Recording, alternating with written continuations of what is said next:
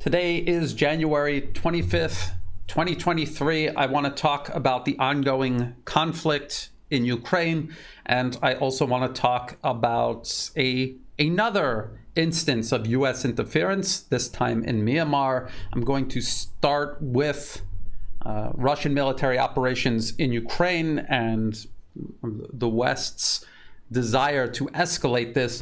Now, with all of this fighting taking place, Ukraine's offensives clearly long ago having ground to a halt. Russia now on the offensive, Ukraine losing ground.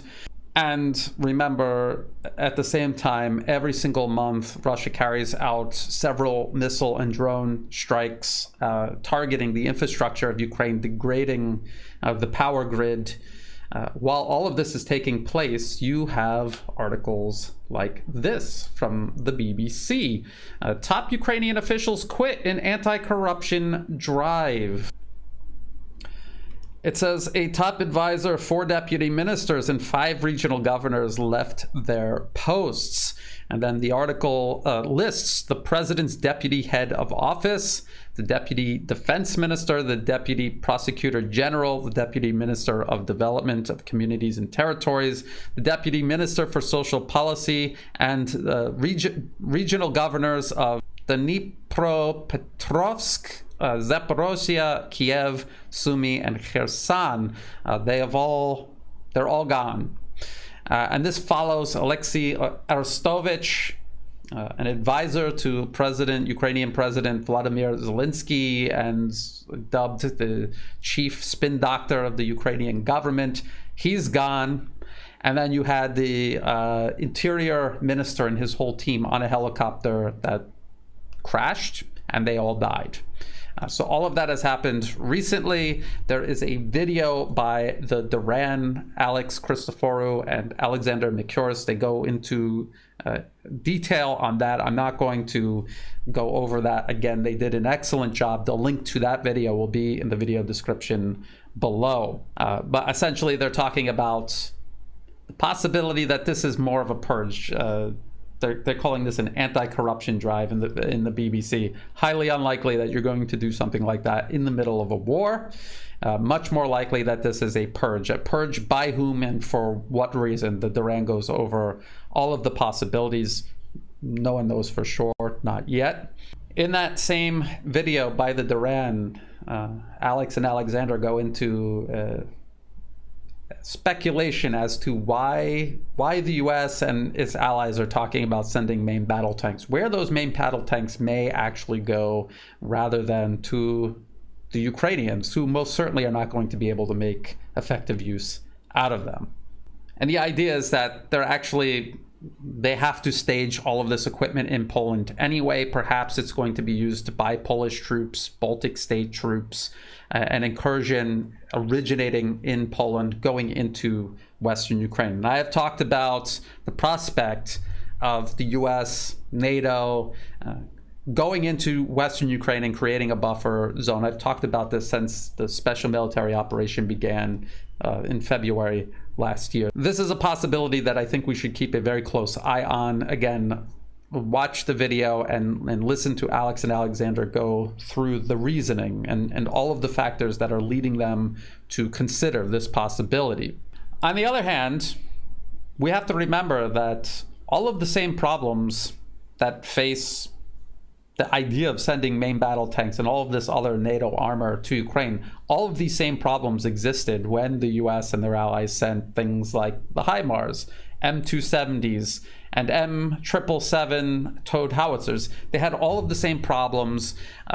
They would never be able to get the number of artillery pieces necessary to match Russia, and they would never be able to use them effectively on the battlefield because of constraints in training, and also because none of these weapon systems are meant to go on the battlefield and fight in a conflict on their own. They are supposed to be part of a combined arms force, and you're supposed to include sufficient amounts of artillery, armor, infantry, and air power, and Ukraine doesn't have any of these things, not nearly in the numbers that they need to fight effective modern combined arms warfare.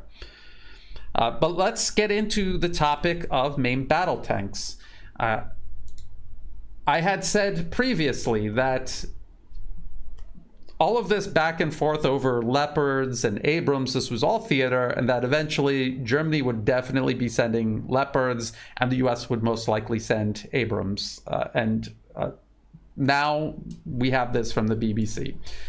US and Germany ready to send tanks to Ukraine, reports.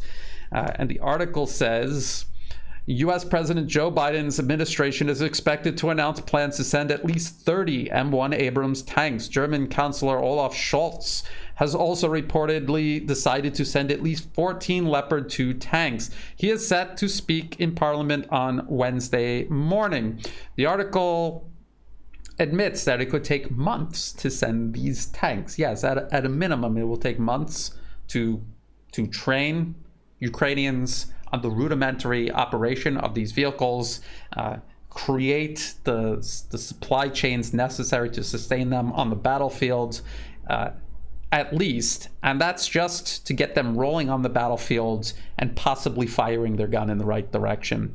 This is all analysis by Jonathan Beale, a BBC defense correspondent. It says Ukraine is still unlikely to get the 300 modern main battle tanks. It says it needs to win the war.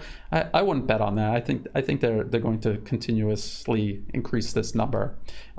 But if half a dozen Western nations can provide 14 tanks, then that would bring the total to nearly 100, which could make a difference. No, it cannot, and I'll explain why. Western tanks, including the UK's Challenger 2, Germany's Leopard 2, and the US-made Abrams, are all seen as superior to their Soviet-era counterparts, like the ubiquitous T-72. And that is not true, and this is all based on the performance of the US M1 Abrams in Iraq. And the situation in Iraq is entirely different than the situation in Ukraine right now. And the T-72s that the US fought and destroyed in Iraq are completely different than the T-72s and also T-90s and T-80s that Russia is using in Ukraine right now. Now, in my last update, I talked about this Twitter thread by Lieutenant General Mark Hertling of the U.S. Army, retired, and he is talking about all of the actual problems of sending M1 Abrams tanks to Ukraine. And I'm not going to read through this again, but I will go over the points briefly. He says the M1 Abrams requires long periods of training, and it's not just to teach the crew to operate the tank itself, it's also to teach the tanks how to fight together as a unit.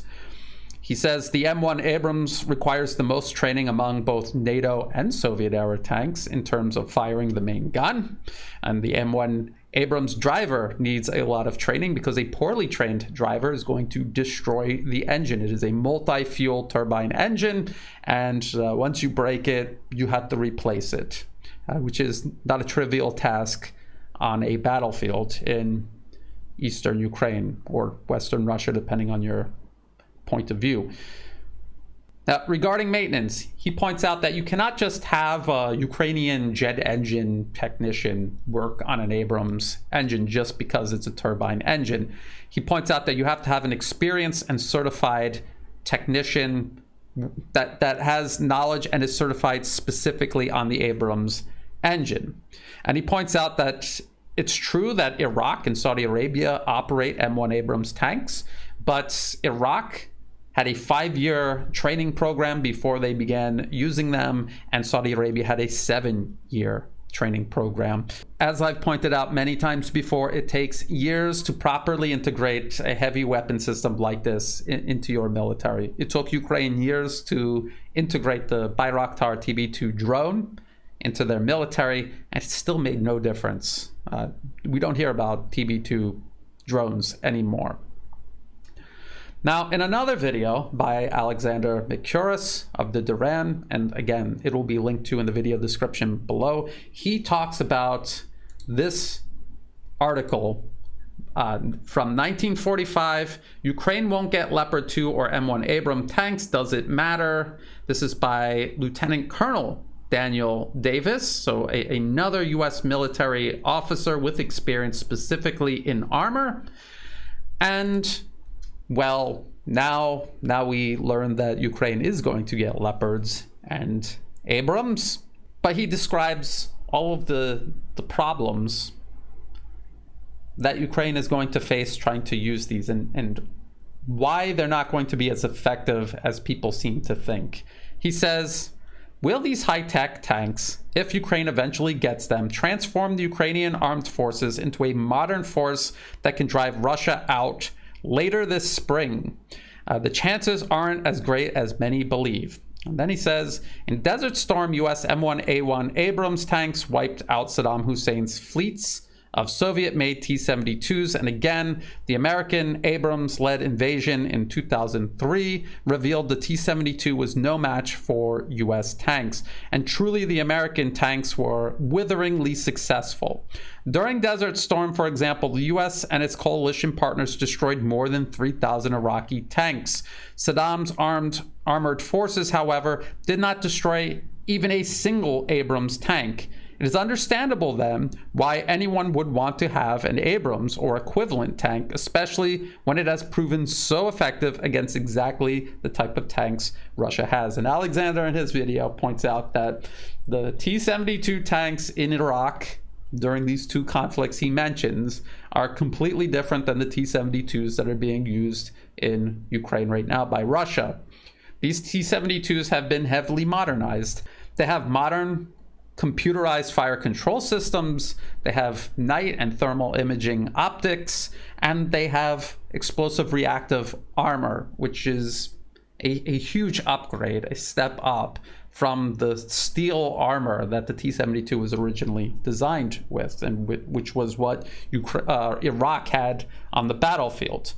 So all three of these factors make a huge difference. And you will see why in just a moment, because Lieutenant Colonel Daniel Davis is going to explain what is most important in a tank battle. He says, in tank fights, the side that accurately fires first almost always wins. In Desert Storm, we almost always fired first, and because of our training, almost never missed. But when the Iraqi gunners got off a shot, it was rarely on target. The results were fatal for them. Now, the T-72 tanks that Russia has in Ukraine, they're going to be able to see Ukrainian tanks as soon or sooner than Ukrainian tanks will see them. They have computerized fire control systems. When they aim a shot, they're almost certainly going to hit on the first try. If people remember the video I did about Wally, the super sniper from Canada, his last mission in Ukraine was trying to hunt a Russian modern main battle tank. He had a team of 4. 2 of the 4 teammates were killed instantly when a Russian tank saw them and killed them both on the first shot. He never managed to hit that Russian tank with his javelin because these are modernized T-72s. They have modern optics. They can see you shortly before you see them, day or night, in any weather condition. Lieutenant Colonel Daniel Davis points out another extremely important factor, perhaps the most important factor. The U.S. crewmen were highly trained as individuals.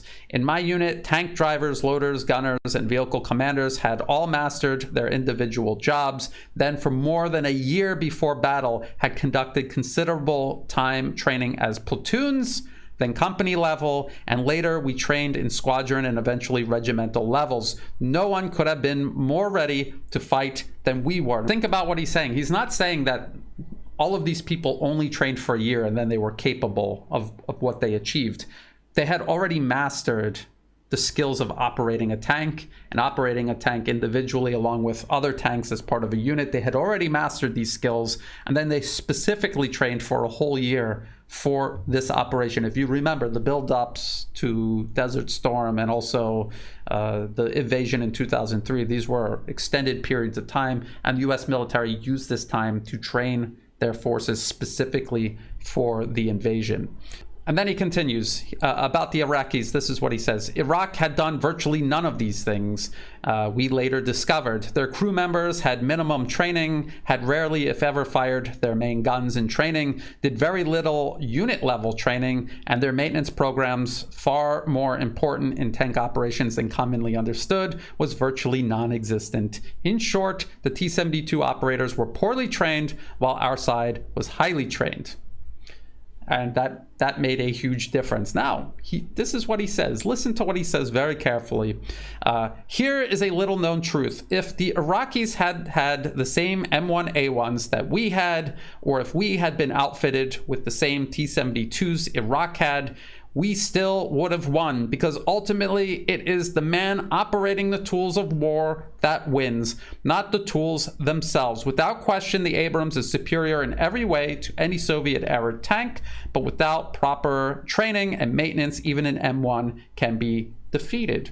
And even with all of those things, an M1 can still be defeated. As I pointed out, in Yemen, Saudi Arabia has lost M1 Abrams tanks to irregular Yemeni forces using Russian-made anti-tank weapons. I pointed out how Israel, highly trained crews, well supported logistically on the battlefield and supported in terms of combined arms warfare, they lost their vaunted Merkava tanks to Hezbollah forces, again, using Russian-made anti-tank weapons. The same goes for Leopard 2 tanks used by Turkey in northern Syria. These were all well-trained tank crews, supported logistically in ways that Ukraine could only dream of, and benefiting from combined arms warfare, air power, infantry fighting vehicles, artillery of all kinds.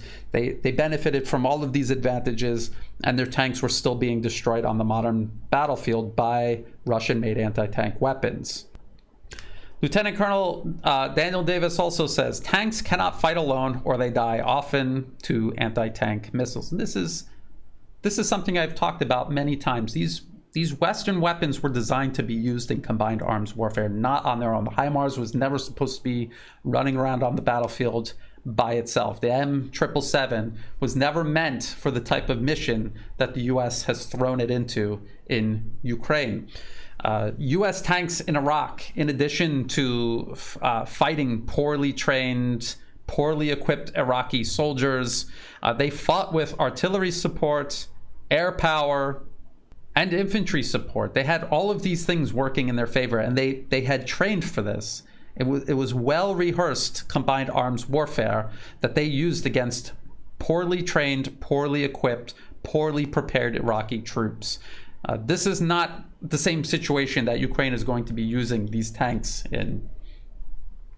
And then he concludes by saying Zelensky's troops already have a significant number of tanks equivalent to their opposition. Their battles will be won or lost based on how well they train, on what they have, how much unit level capacity they develop, and how well they maintain their tanks. Flatly stated, Zelensky's war against Russia will not turn on whether or not he gets Abrams and Leopards. And this is absolutely true. And this is something that if the US and Germany and Poland and the UK, if this is something that they really go through with, we're all going to see this unfold on the battlefield.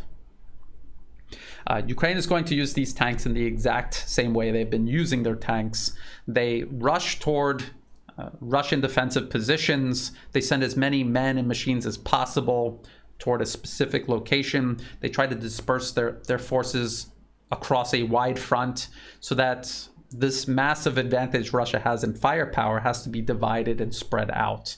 And they could only kill and destroy so many men and destroy so many machines. And they hope that enough gets through and closes that distance and begins inflicting losses on Russian forces, which are adverse to any type of loss, especially heavy losses, and are adverse to the prospect of being encircled. They will withdraw. The problem with this, as we now see in retrospect of the Kherson and Kharkov offensives, is that as Russia withdraws, they maintain their fighting capacity. All of those men, all of that equipment is preserved. They can fight on later.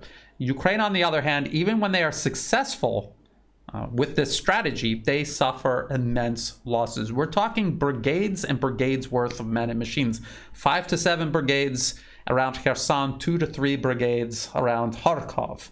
As Lieutenant General Mark Hertling has pointed out, and as Lieutenant Colonel Daniel Davis has explained in great detail, there is absolutely no way for Ukraine to use these tanks as effectively as the US used them in Iraq.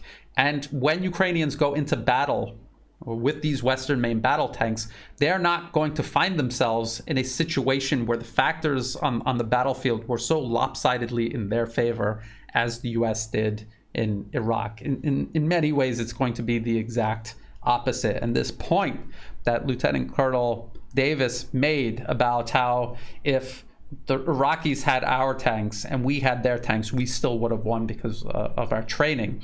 And not just that, but because they were also employing combined arms warfare, they had air cover, they had artillery support, all of these factors would have meant they still would have won.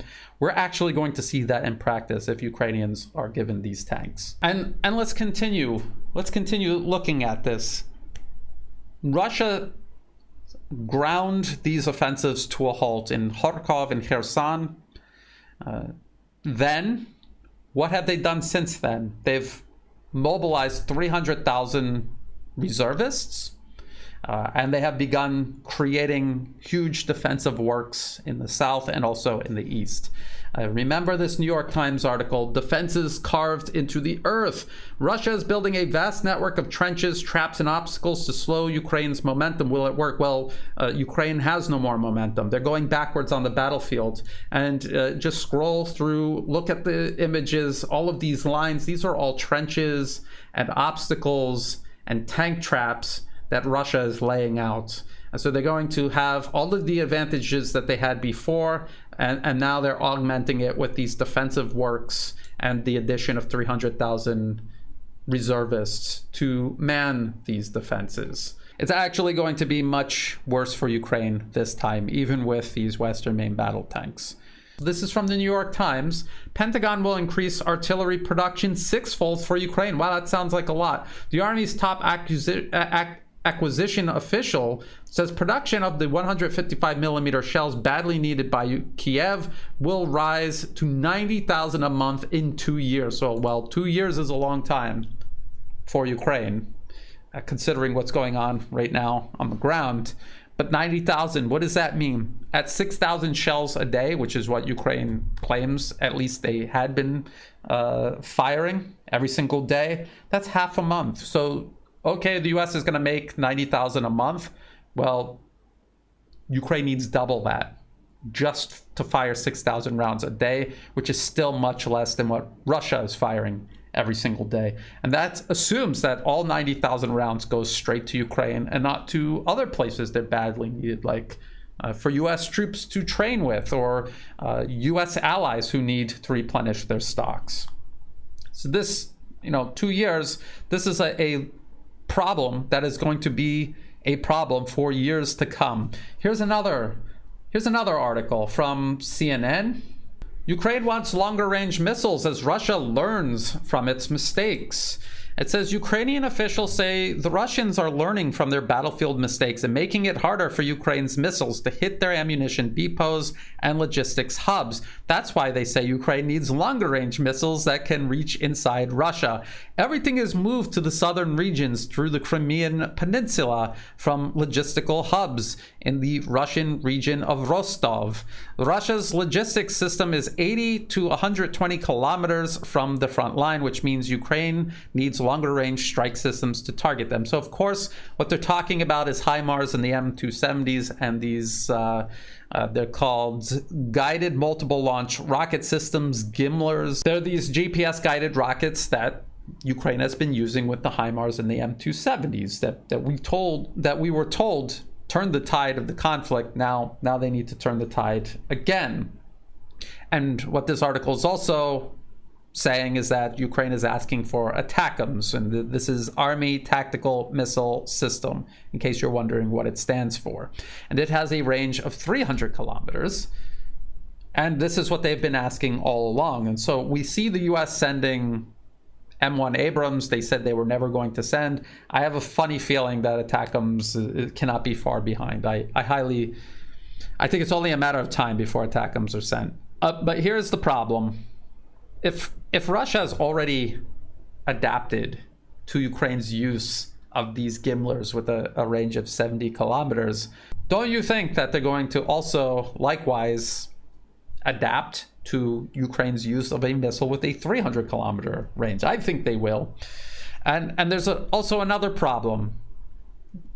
Ukraine, because of their heavy use of these guided rockets, are depleting US stockpiles.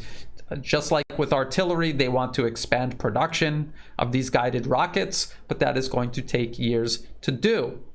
This from Lockheed Martin. Gimlers, the precision fire's go-to rounds. The right precision fire solution for every mission. And it says more than 40,000 guided MLRS rockets produced to date and climbing. Okay, so that is around how many Gimlers have been produced, between 40, probably 50,000. The production rates have been between 2,000 and 3,000 rockets per year. This is an article by The Drive, The War Zone. Are there enough guided rockets for HIMARS to keep up with Ukraine war demand? Ukraine is burning through guided artillery rockets to great effect, but even with tens of thousands stockpiled, the U.S. can find its supplies under pressure. So they're admitting the same problem that I have just told you about, and they're talking about increasing production from between 2,000 to 3,000 a year to 4,000 by when? By 2027. So again, another problem that isn't even going to really be solved a couple of years from now. They will expand production, but even a couple of years from now, they will still have the same problem of not being able to build enough. If this is the problem you're having with these guided rockets that are very numerous, what about ATACMS, which are much less numerous? So here, also from Lockheed, who also makes them, they're making a lot of money from this war. Lockheed Martin delivers new production ATACMS missiles. This is from 2017, keep that in mind. But it says Lockheed Martin has produced more than 3,800 ATACMS missiles with more than 20 years of on-time deliveries. More than 600 ATACMS missiles have been fired in combat. So 40 to 50,000 Gimlers, 3,800 ATACMS. You see the disparity in the number that are available, potentially available. And then if you think about it, 20 years, 3,800, it's about 190 per year, but usually much less. In this article, 2017, they talk about only 124 being made that year. So if Ukraine is having a problem with guided rockets, they're most certainly going to have a major problem with these longer range missiles. If Russia is able to adapt to the HIMARS, the guided rockets, they're also going to adapt to the missiles. And you say, well, Brian, if they have to push their logistics and everything back 300 kilometers, well, that's still better than what Ukraine has to do. They have to push it back 1,000 kilometers. There's nowhere in Ukraine that is safe from Russian cruise missiles and drones. Their Iskander missile system has a range of 400 to 500 kilometers. We also have to remember that none of these capabilities that the West is talking about, just even talking about giving Ukraine, these are not capabilities that Russia doesn't already have in abundance. So if we're imagining that Ukraine is going to use ATACMS to disrupt the logistics and the rear of Russian forces. Well, what do you think Russian forces have been doing with Iskander cruise missiles, Garan 2, and their own multiple launch rocket systems, including guided rockets? What do you think they've been doing this entire time, and on a much larger scale? So this is the fantastical thinking. We're hearing about tanks and missiles. We're even starting to hear about F-16s again. This is the fantastical thinking from a West that is desperate, that is not even in touch with reality. And they are talking about doing things that are just going to stretch this conflict out longer. And I don't know if they noticed, but it seems to only be making Russia stronger, justifying decisions in Moscow that they could never justify during peacetime, to increase military industrial output, to mobilize more men for the military. All of these things are now possible because of the West's belligerence toward Russia through Ukraine. Now, in addition to this U.S. proxy war in Ukraine against Russia, the U.S. is destabilizing other nations around the world, including along the border with China. I showed you this map in my last update. We were talking about Pakistan and southwest Pakistan, Baluchistan, where the US is backing terrorists who are attacking infrastructure and also Chinese engineers, Pakistani security, and Chinese diplomats. All of that is going on in Pakistan. Myanmar is a country in Southeast Asia. It shares a border with China. Chinese Belt and Road Initiative infrastructure runs through Myanmar, including a very important pipeline that allows China to send hydrocarbons to Myanmar, across Myanmar into China, rather than going through this strait, which the US has openly talked about closing, specifically to cut off hydrocarbon flows to China. Let's talk about what the US is doing to Myanmar, and I've explained it a little bit in the past. I have many videos regarding the situation in Myanmar, and I will put a few of them, the most important ones, in the video description below. Essentially, the US has been backing opposition groups, including militants in Myanmar, for decades, since Myanmar got its independence from the British after World War II. From 2016 to 2021, they actually managed to get a client regime government into power. It was headed by Aung San Suu Kyi and her National League for Democracy. In 2021, the military ousted her from power. She literally had British and Australian citizens in her inner circle working on rewriting the constitution, rewriting other laws in Myanmar, directing Myanmar's economic policies. I've covered all of this, and I've shared all of the evidence and documentation associated with these claims. The United States has poured millions and millions of dollars into Myanmar. If you go to the US government's National Endowment for Democracy, this is how they fund opposition parties and separatist groups around the world. This is for Myanmar, which they're still calling Burma. This is from 2021. And if you scroll down, you can see how many programs are being funded. And any one of these programs, if you look at the details, you will see that, say, if China or Russia were funding a similar program in the United States, it would be immediately perceived as political interference, and everyone involved would be arrested for subversion and treason, because it is absolutely interference. And Aung San Suu Kyi herself has literally traveled to Washington, D.C. to pick up awards from the National Endowment for Democracy. This is one of the more transparent examples of the U.S. meddling in another country's internal political affairs and trying to install a puppet regime into power. Now, of course, because Belt and Road Initiative infrastructure runs through Myanmar, Myanmar and China are close trade partners. The goal here is to either turn Myanmar against China, and if that fails, the military throws your client regime out of power, then just burn everything down, attack the infrastructure, which has already happened. US-backed opposition groups have physically attacked Chinese infrastructure in Myanmar, and they're just in general trying to burn the whole country down at this point. The military is running the country since the coup in 2021. They want to have an election and at least superficially transfer control over to a civilian administration. Why Southeast Asia allows itself to be constrained by this concept of Western-style democracy, which was imposed upon them. It wasn't adopted because it was the best way to run a country. Clearly it isn't. It was imposed upon them, and they feel the need to go through the motions to avoid pressure from the US and from the so-called international community, which really is just the West.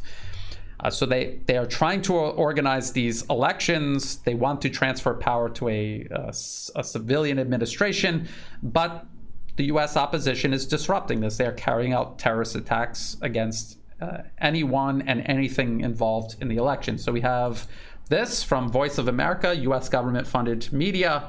Uncertainty shrouds Myanmar's elections, and says a Myanmar junta spokesperson has told VOA's Burmese service that there is uncertainty over whether general elections will be held this year due to what he calls issues regarding voter registration and opposition attacks surging across the country, which they admit are taking place. When pressed on the subject, Major General Zaw Min Tan said, "I can't say for sure right now. All I can say is that we are working hard to hold elections this year. However, there are various subversive activities," he said in a telephone interview. Zaw Min Tan appeared to be referring to Myanmar's parallel government in exile, known as the National Unity Government, or NUG, and other resistance groups that have emerged since the junta's seizure of power in February 2021. The takeover led to the ouster of the democratically elected government of Aung San Suu Kyi and triggered widespread street demonstrations. Well, you saw Aung San Suu Kyi going to Washington, D.C., associating with the NED, and the NED funneling millions and millions of dollars every single year into Myanmar's opposition. So was she really democratically elected, or was Myanmar's democratic process hijacked by the U.S. and the results of any sort of genuine election overturned by the U.S.'s interference? An obvious question to answer, really. So just like the U.S. did in Venezuela, or for a time in Libya and Syria, they have these fake exiled governments that claim to represent the people in a country they're not even located in. And the U.S. will either work to try to get them recognized as the official government of that country, or they will just outright recognize them as the official government of that country. In Venezuela, Juan Guaido was a really good example of that. And just to drive home the point that it is a completely U.S.-controlled opposition, I just want to show you a really quick example of some of the type of people who are in this parallel fake government that's not even in Myanmar. So this is their official website, National Unity Government of the Republic of the Union of Myanmar. And we scroll down, there's the different ministers, and here's the Ministry of Foreign Affairs.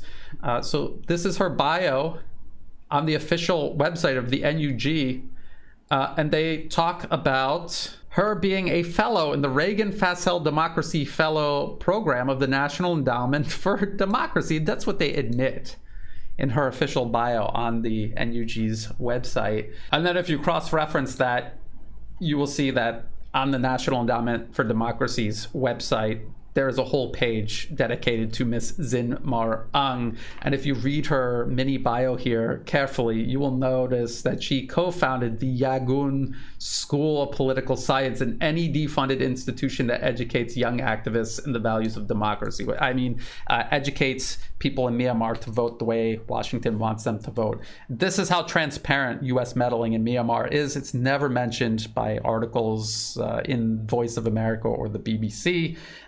If it was the other way around, if a nation was interfering in the U.S.'s internal political affairs this way, or a nation allied to the United States, it would never be acceptable, and we would never hear the end of it. And yes, this is something that the Western media, in a very concerted manner, covers up. Just as the United States maneuvered a client regime into power in Ukraine, and then had Ukraine irrationally cut all of its ties to Russia, destroying Ukraine's economy, and then using Ukraine as a battering ram against Russia, they're trying to do the exact same thing across all of Southeast Asia, not just Myanmar. Myanmar's military fought back. They ousted this client regime. They jailed Aung San Suu Kyi. But as you can see, the U.S. is still backing violent subversion in Myanmar. The elections are being disrupted by terrorism right now. The Western media collectively is going to claim that they are sham elections and never talk about this element of U.S. interference. And the U.S. is doing this here in Thailand. I'm based in Thailand. There's a U.S.-backed opposition here, trying to overthrow the current government and put in its place an anti-China, obviously anti-Russia client regime in its place. And they will, Myanmar, if Myanmar, Thailand, Malaysia is another country being interfered in, even Vietnam, they've been trying, Cambodia. If any of these countries were to just irrationally cut ties with China, yes, it would help isolate China, but it would destroy the economies in this region. They all count China as their primary trade partner, infrastructure partner, increasingly a very important military partner. Here in Thailand, for example, the majority of their weapons are being bought from China to replace aging Vietnam-era equipment bought from the United States. So it's very important to keep an eye on this and to understand that it's all connected to what's going on in Ukraine. The United States globally is trying to maintain its unipolar global order. They're doing it through proxy war in Eastern Europe. They're also doing it through this type of interference, including terrorism here in Southeast Asia. If you thought this video was useful, please like and share. Think about subscribing. It's free to do. It helps the channel grow. Check the video description below for other places you can find and follow my work. All of the links that I referenced will be in the video description below, as will be ways you can help support my work. I don't monetize my YouTube channel. If an ad pops up, feel free to skip it or block it. It's not doing me any good at all. If you do want to help support my work, please do so through Buy Me a Coffee and also Patreon. That is what makes this work possible. And even if you just share my work with others and you help get this information into the hands of other people, that will be greatly appreciated. And that's what makes this work worth doing, knowing that this information is getting into people's hands and that they are using it to shape their perception of reality. Thank you for all of that support. And as always, thank you for watching.